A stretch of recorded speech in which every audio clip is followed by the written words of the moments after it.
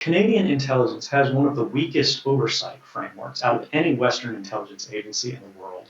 And when they're trying to expand their powers, it's pretty amazing that we have the Canadian government trying to block the testimony of former prime ministers, who've had access to classified information, who understand the value of these programs, and who are warning, the public broadly and saying, this is something we really need to talk about.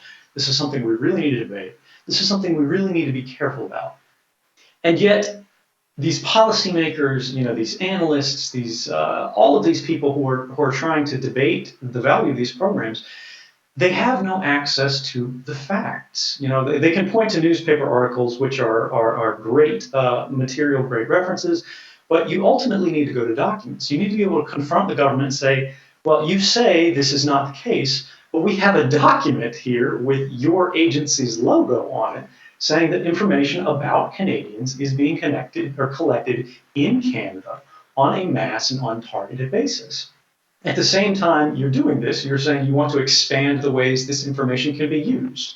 You want to expand who can be targeted within these data sets. You want to expand who can be detained.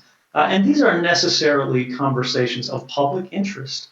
They need to be decided, debated, and the decisions ultimately determined not just by representatives of the public, not just by elected officials, although they clearly have an important role, but by the people who ultimately have to live with these programs and under their scrutiny. And that's the people in this room, that's the people in universities across the country, and that's average people going about their daily lives who don't want to have to deal with getting down into the minutia of political movements, political motions, these sort of policy debates. They just want to be able to look at what they want to do in their lives and pursue that in a free and fair way. And that can only happen in liberal societies if we have liberal access to the facts.